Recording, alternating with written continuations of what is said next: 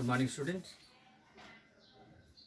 Today we are going to learn about a new chapter which is related to civics. Now, before going to this chapter, uh, first I would like to introduce you what exactly this particular chapter or this particular section of your book, that is History and Civics. Your full book is divided into two parts. One part is history, which is talking about your earlier periods, and other part is civics. Now, what do you exactly mean by civics? Now, civics, in this, you will be studying about most probably the government system. You will be learning about your own rights, privileges, fundamental rights that are been given to you, and what are the system of government that are available in India or that is formed in India through which we are being governed, and what are the different concept of the government or levels of government in different parts or different sections of our territorial divisions, and how they function, what are their duties, what are their responsibilities, and what they do, and all things we will be studying in your civics portion.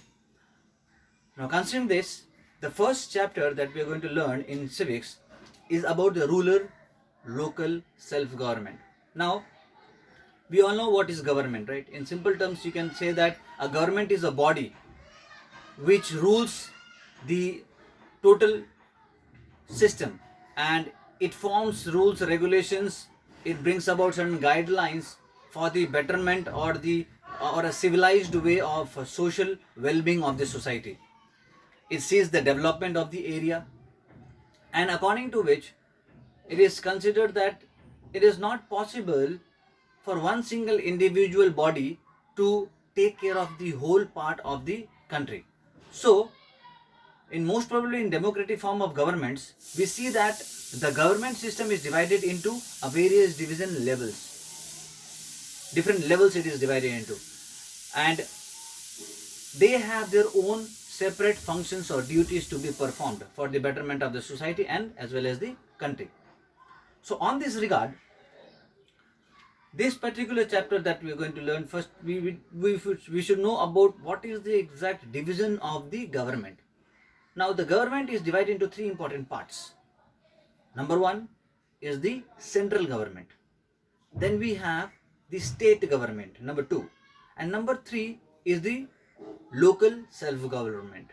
Now, in this local self-government, again it is divided into various parts. So, central government, first of all, it is a government which takes care about the whole national part, or the whole country's development is seen by the central government. The second is the state government. It is responsible for individual states territory, and they have their own head in a particular state. Then comes the lowest part of the government system is the local self-government.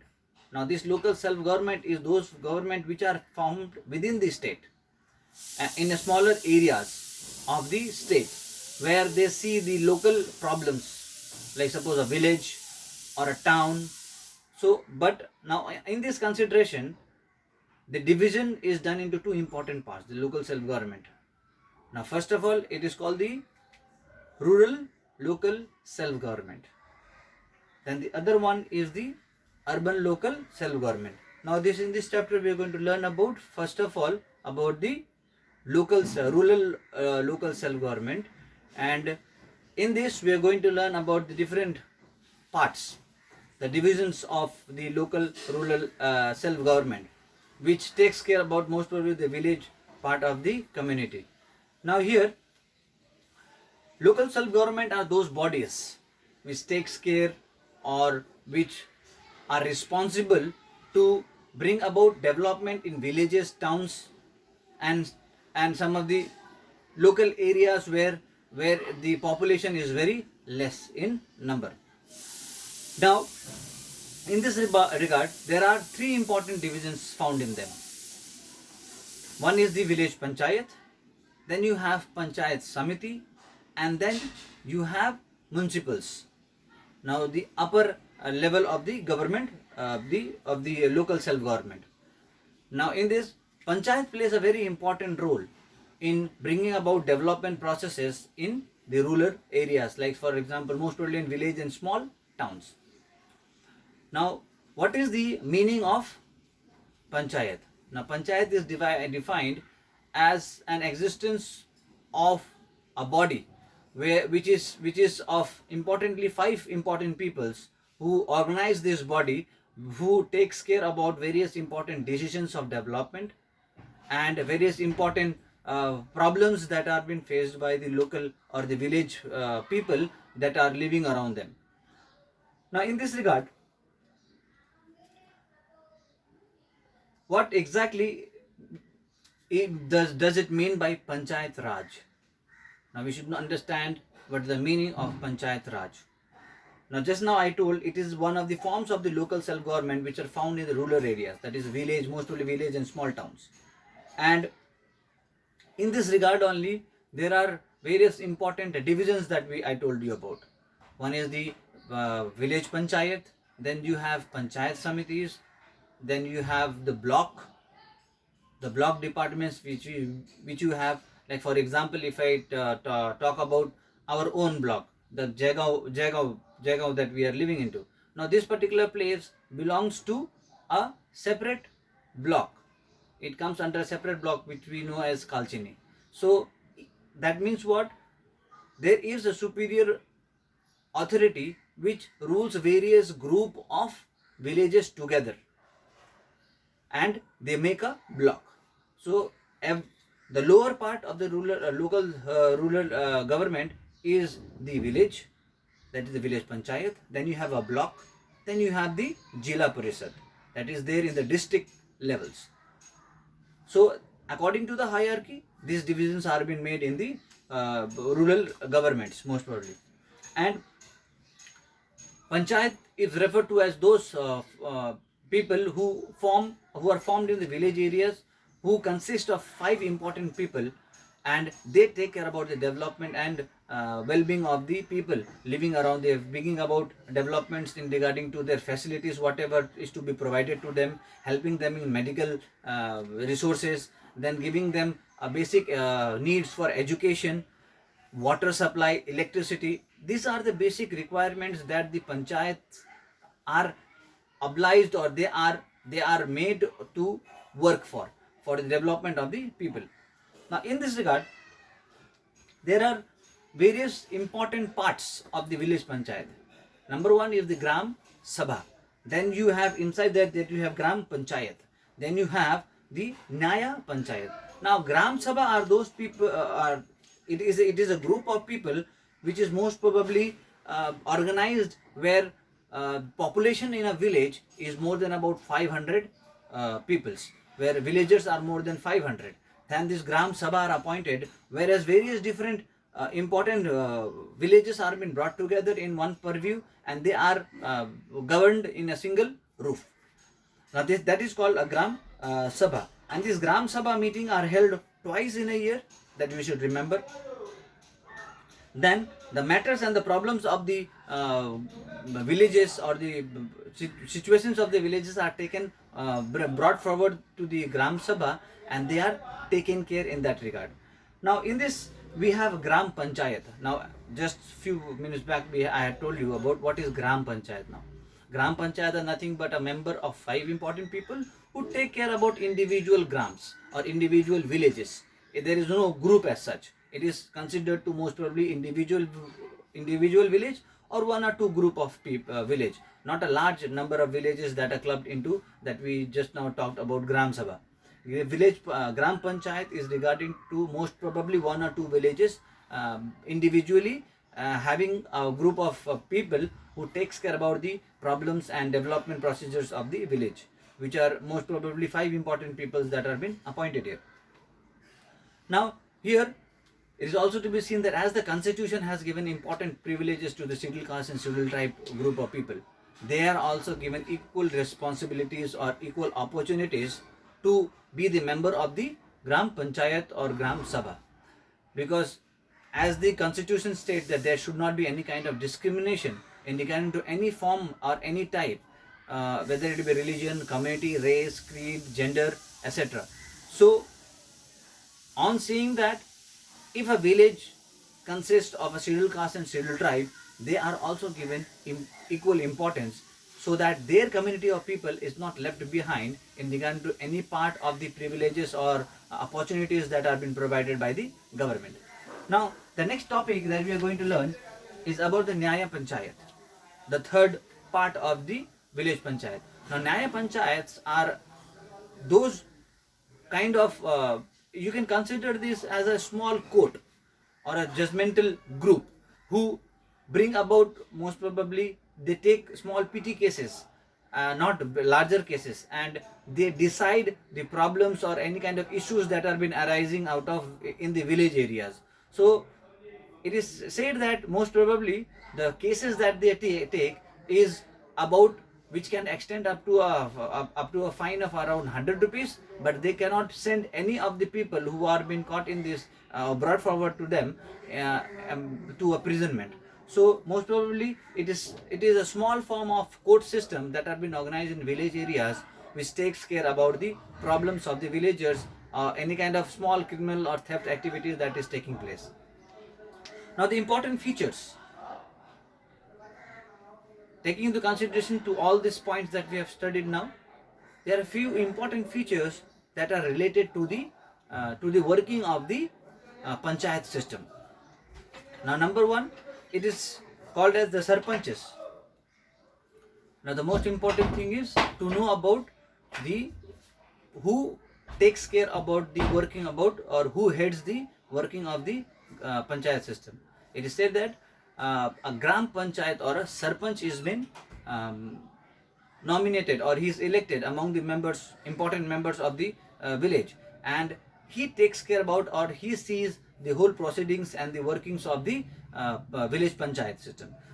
Number two, now he takes the responsibility of signing important documents and forwarding whatever problems or measures or what kind of situations that are being faced by the villagers to the upper level or the hierarchical level of the government who are above him, and try to see that the problems that are faced by the villagers are being solved.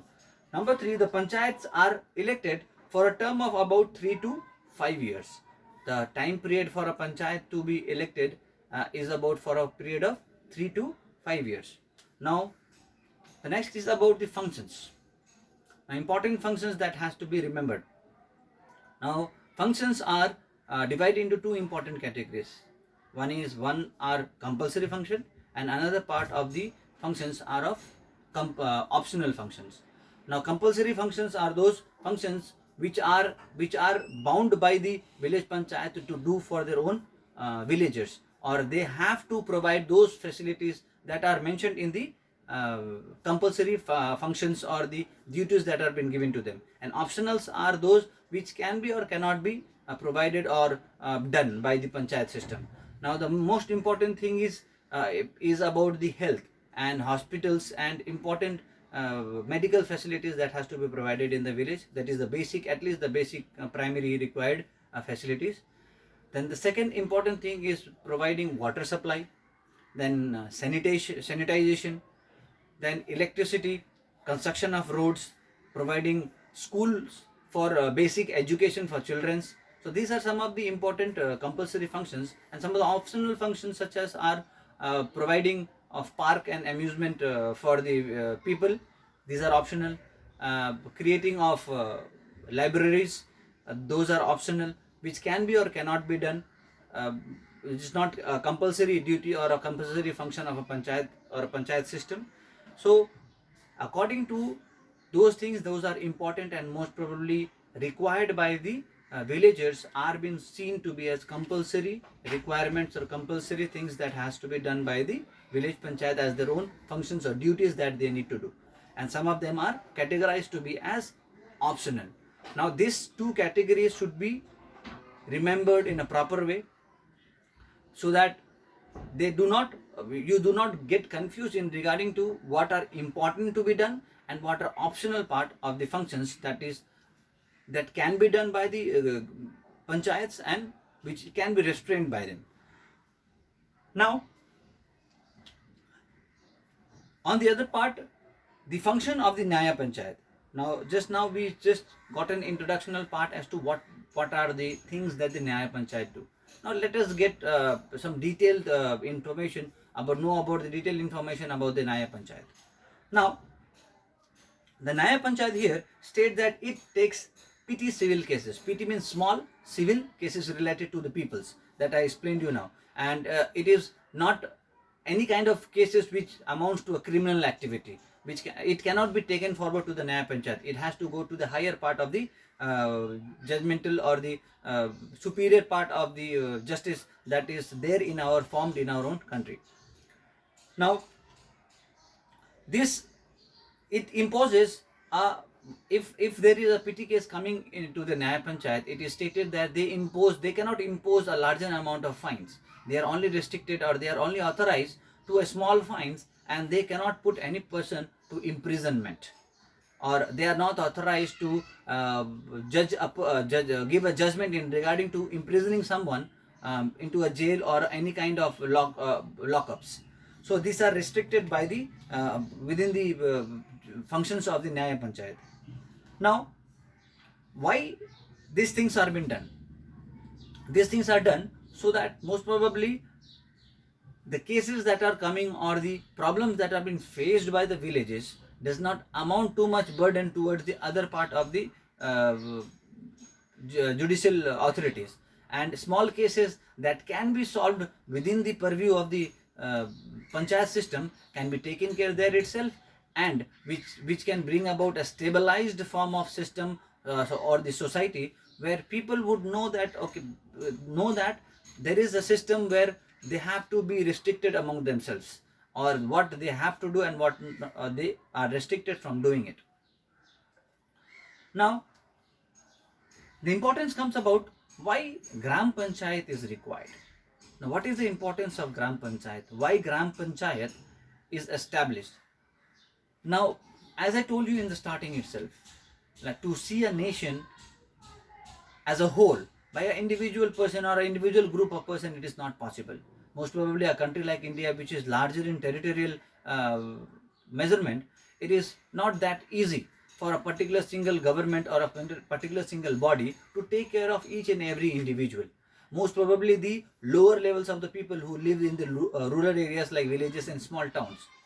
Now, to see that the administrative, the judicial and the facilities that are being given by the government reach to these people and their development are being seen, so that indirectly when they develop, the lower levels of the people develop, automatically the whole economy or the country is seen to be in a developing state.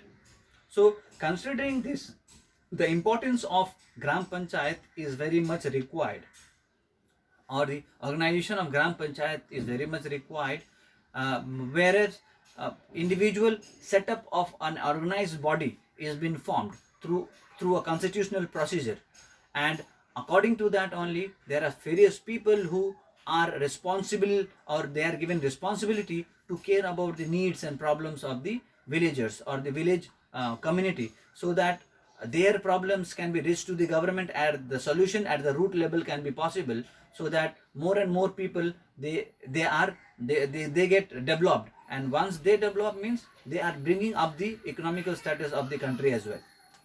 So Gram Panchayat plays a very important role and responsibility to see that these people are not being discriminated, and the government at the central level are is divided in such a way. Now, India is considered to be a democratic form of government where people are the main source, or people are considered as the main source of forming this government. So that is why the government is also equally responsible to take care of each and individual requirements or needs of the people. So on that basis only, from the very long period when the constitution was made, it is seen that the government was divided into different parts or levels, and the powers were also such divided, so that the each and every level of the people, or each and every community of the people are being seen by the government, and they are taken care, so that their developments will see that the whole country is running into a good form. Now, this is the main important reason why Gram Panchayat or the Panchayat Raj system started long back ago. Now, in this till now, whatever we have studied, in this we have known about the importance that is given in a village level, in a village part of the community, where most probably you see people who are underdeveloped, who does not have the basic facilities of their lives, and they are discriminated into various different systems.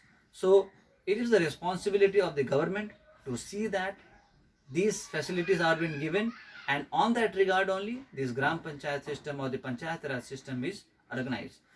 In our next class, we are going to study about the importance of the block samitis and the importance and the workings of the block and the composition of the block, and also about the composition and important function of the Jilla Parishad or the district level.